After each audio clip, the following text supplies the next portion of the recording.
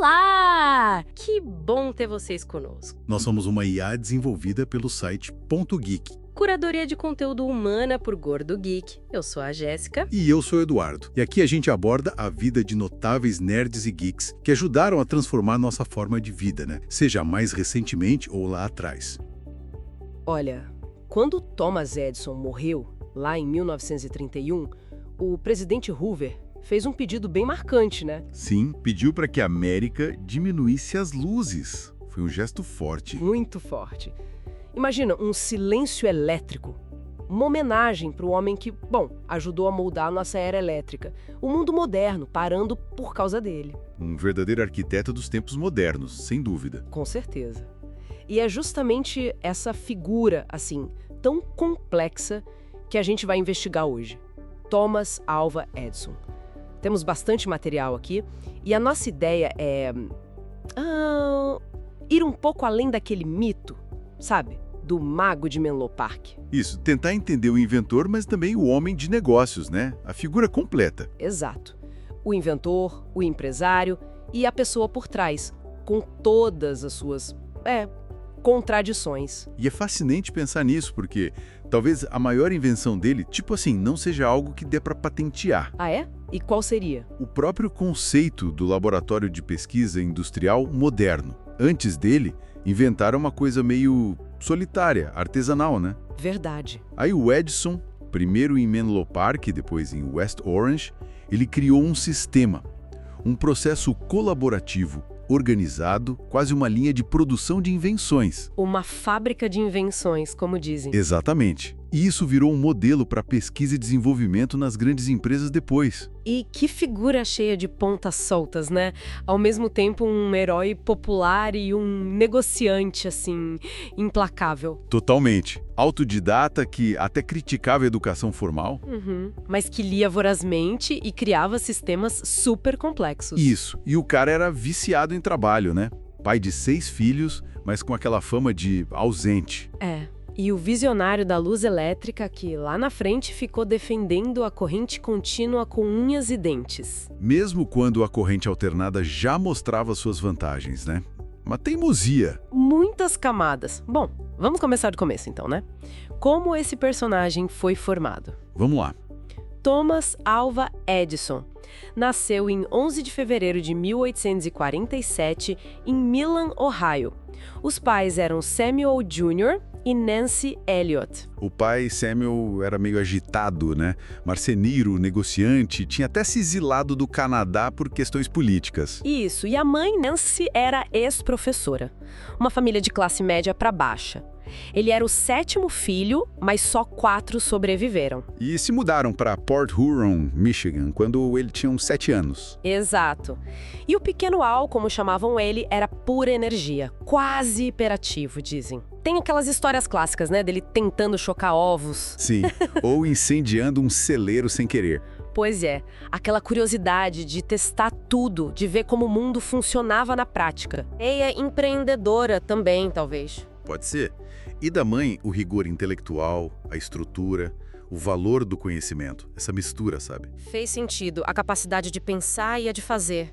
O inventor e o empresário já estavam ali na base. Exatamente. A semente estava plantada. E a educação formal dele? Foi um fiasco, né? Coisa de 3 meses na escola. Pois é. O professor achou ele confuso. Addled foi o termo em inglês. Que na época era quase como dizer que ele tinha dificuldade, que a mente era desorganizada para aquele método rígido, né? Isso. E a mãe Nancy não aceitou. Foi lá e tirou ele da escola. Uma atitude forte para a época. Demais. E ela assumiu a educação dele em casa. Incentivou a ler muito, principalmente sobre ciência, atiçou a curiosidade natural dele. Tem aquela citação famosa dele, né? Minha mãe foi a minha criação. Algo assim. Sim, ele reconhecia totalmente a importância dela. E deu certo, né? Com 11 anos, o menino já tinha montado um laboratório de química no porão de casa. Impressionante. E aí que tá um paradoxo interessante. Esse aparente fracasso na escola talvez tenha sido a sorte dele. Como assim? Bom, ele escapou daquele modelo de só decorar, né?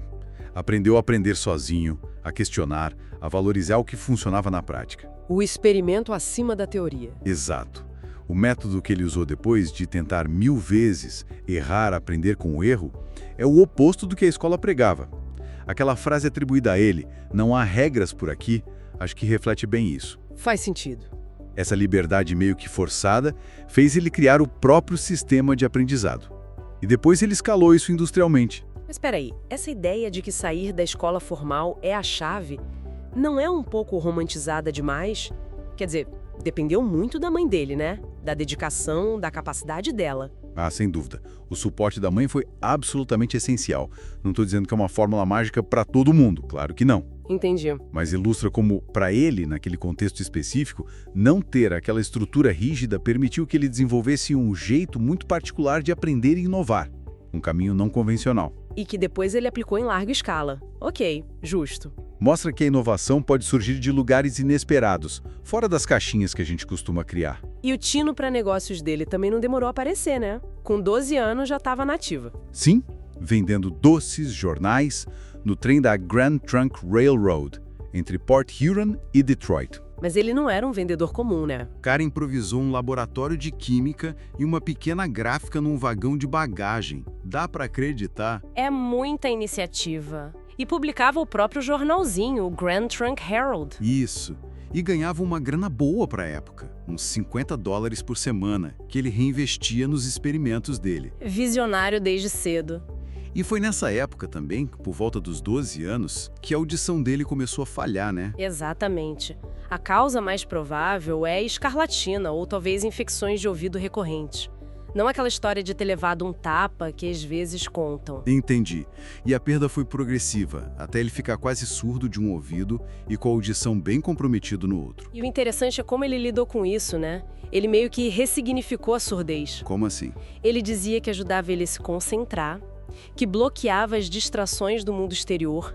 Chegou a falar que não foi uma desvantagem. Que perspectiva curiosa. Usava até aquela técnica de morder madeira para sentir as vibrações do som pelos ossos, né? Isso, a condução óssea.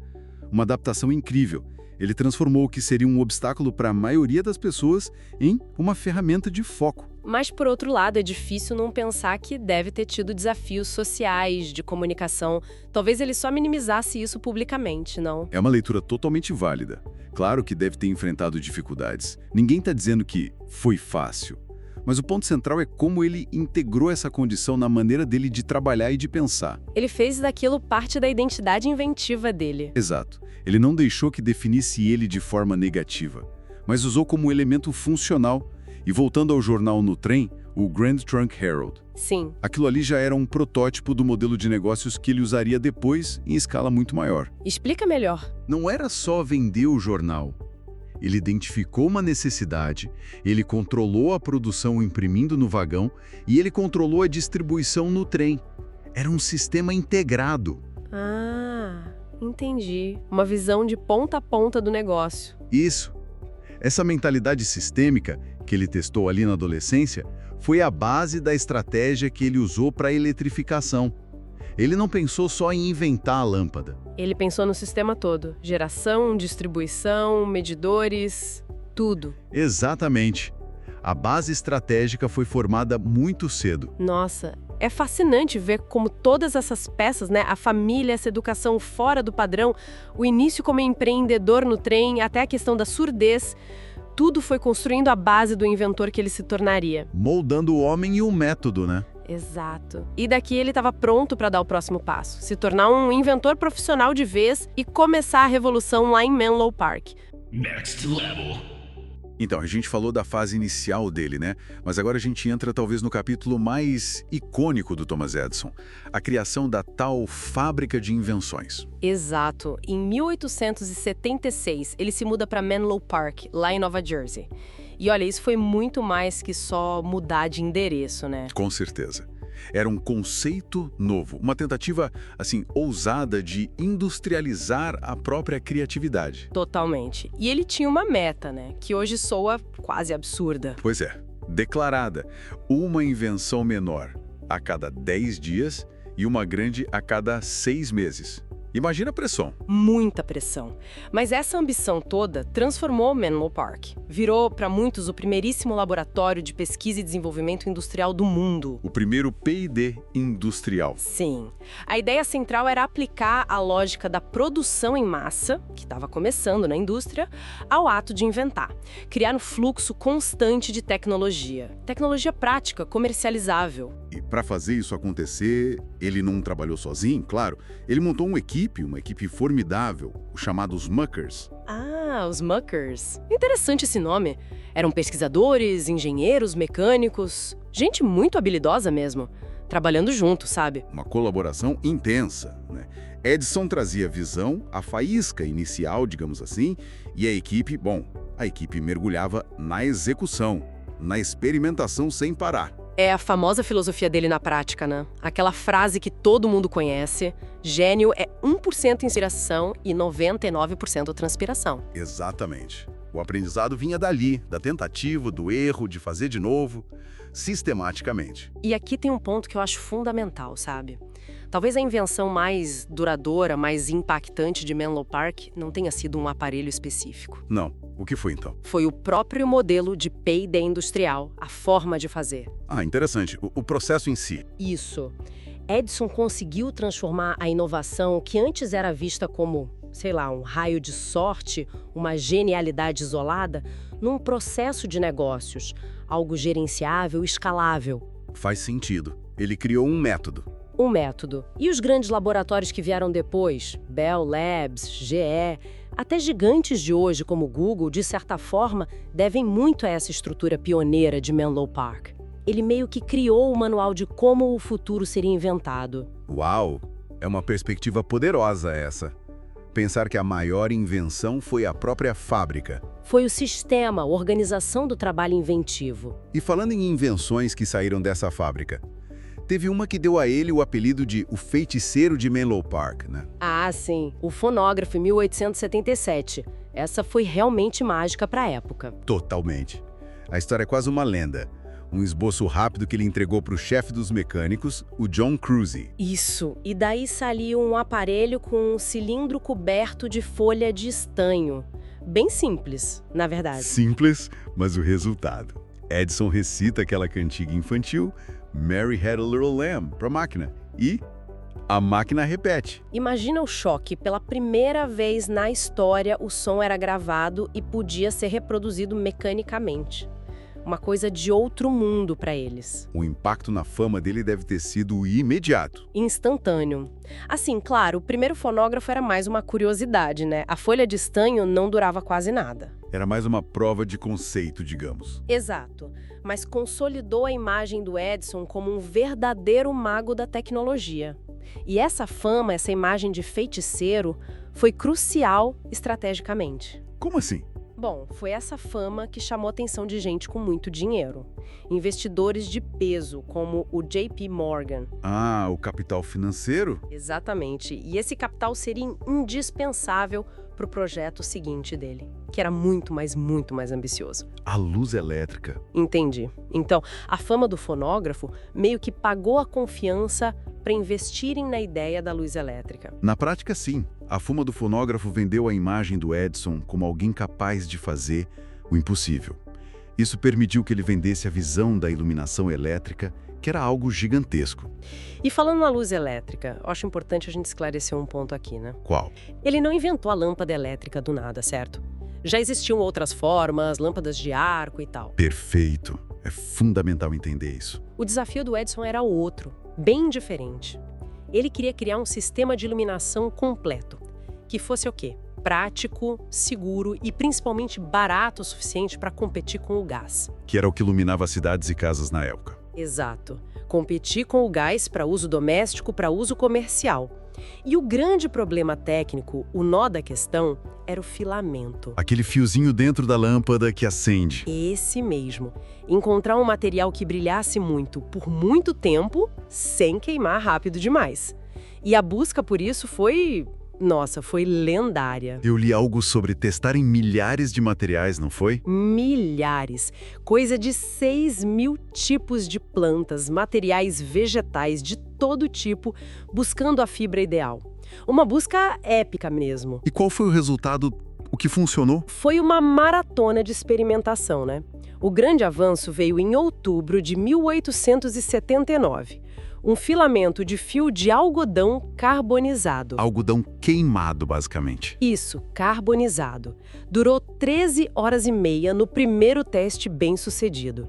Depois, eles melhoraram ainda mais usando bambu carbonizado. Aí sim chegaram a 1.200 horas de vida útil. Foi um salto enorme. Nossa, de 13 para 1.200 horas? Um salto gigantesco. Mas olha, o verdadeiro brilhantismo do Edison, na minha opinião, estava na visão de sistema. Você já mencionou isso sobre Menlo Park, a ideia do sistema. Sim. E aqui na luz elétrica é o exemplo perfeito. A lâmpada sozinha era quase inútil para o objetivo dele.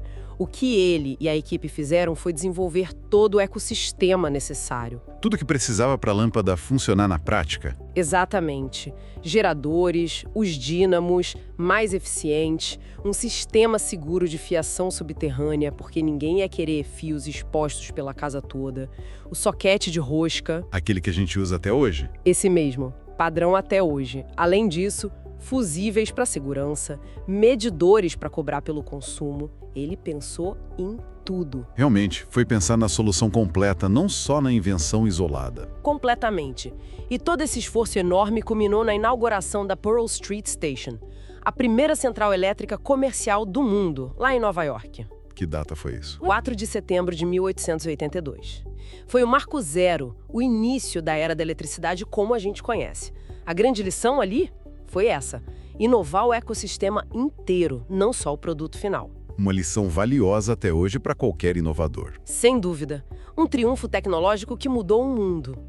Mas, como quase sempre acontece com figuras assim tão ambiciosas, tão focadas... Tem um outro lado da moeda, né? Tem.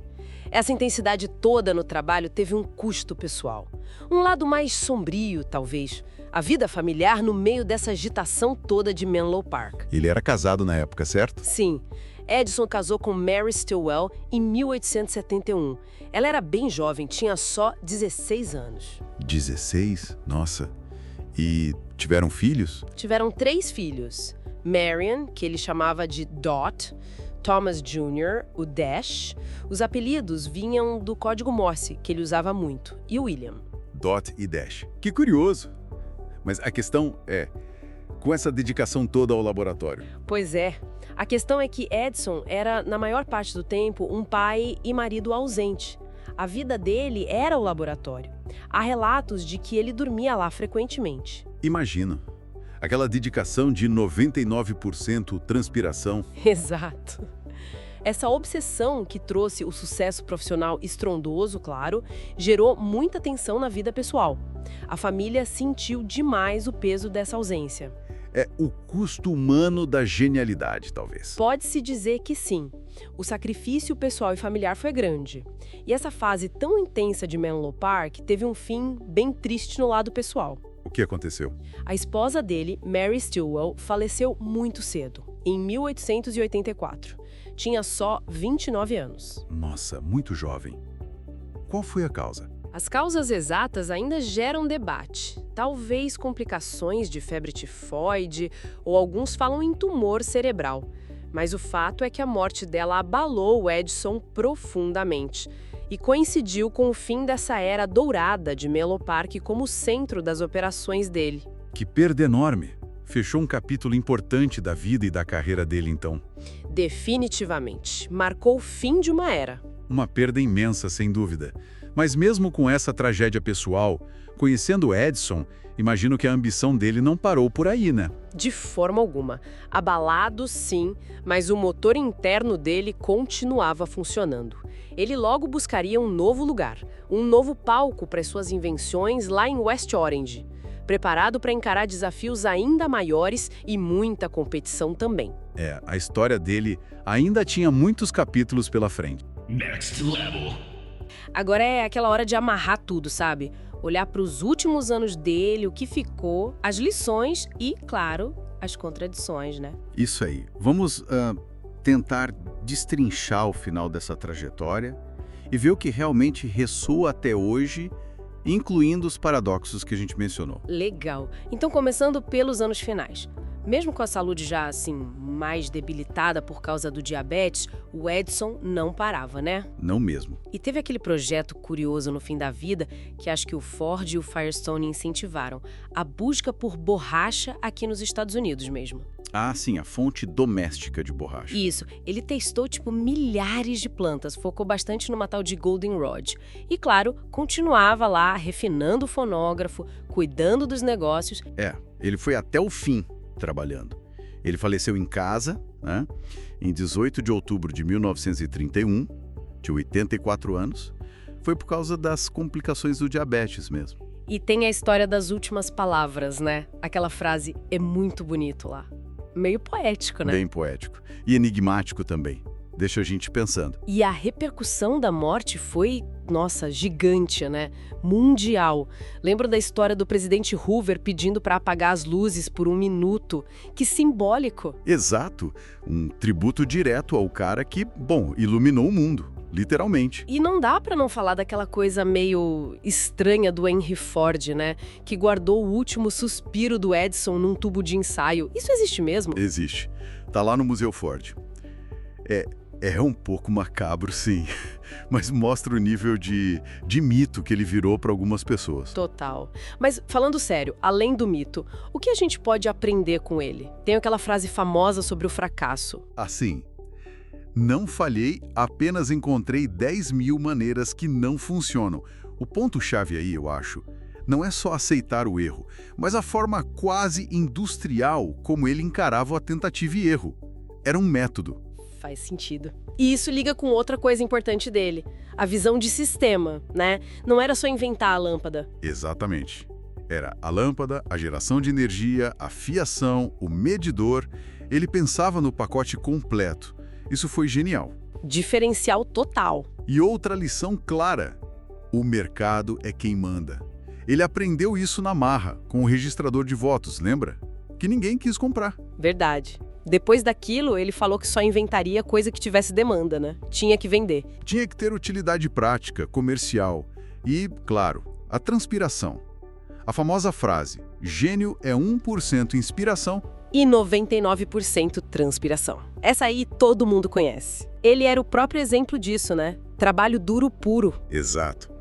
Mas aí a história fica mais complexa, né? Com o tal do paradoxo de Edison. Explica melhor esse paradoxo. É assim, como que o gênio que criou tanta coisa, que ajudou a moldar o futuro, podia ser tão resistente a certas mudanças que ele mesmo ajudou a começar?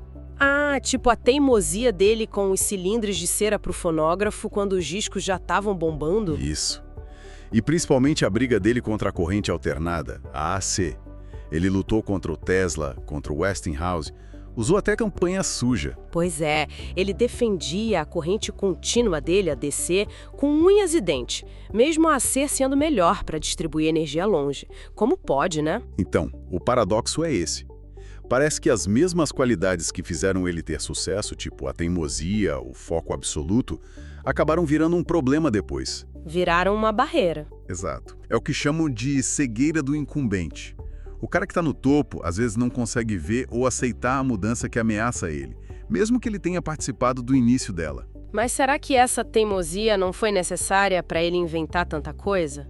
Onde que a persistência vira teimosia ruim? É uma linha tênue, né? É uma tensão que existe sempre na inovação, eu acho. A lição talvez seja sobre precisar se adaptar sempre, questionar o próprio sucesso. Mesmo sendo pioneiro. E aí, reavaliando o mago, a gente vê essa figura super complexa. Herói americano, self-made man, mas também um competidor feroz e, pelo que dizem, bem ausente na vida pessoal. Cheio de luz e sombra, como você disse antes, literalmente. Mas talvez, assim, o maior legado dele nem sejam só as invenções em si, a lâmpada, o som gravado. O que seria, então? O método? A ideia da fábrica de invenções. Aplicar um processo industrial sistemático para inovar. Ele não só criou produtos, ele meio que criou o jeito moderno de criar tecnologia, sabe? A pesquisa e desenvolvimento nas empresas deve muito a ele. Entendi, o impacto foi na forma de fazer as coisas também. Com certeza. O mundo de hoje tem a digital dele, apesar de todas as contradições. Faz a gente pensar. E para fechar, fica uma provocação. Pensando nesse paradoxo dele, será que hoje, com as startups, a cultura de inovação, a gente consegue equilibrar aquela visão forte, às vezes teimosa do fundador, com a necessidade de se adaptar rápido que o próprio mercado exige? Um mercado que muitas vezes o próprio inovador ajudou a criar? O dilema do Edison continua bem atual, né? Esperamos que essa nossa discussão detalhada tenha sido útil e, claro, interessante para quem nos ouve. E se você gostou, não esquece, deixa seu comentário, curte, compartilha com os amigos, isso ajuda muito a gente a continuar trazendo essas informações e análises. É isso aí. Muito obrigado pela companhia e até a próxima. Tchau!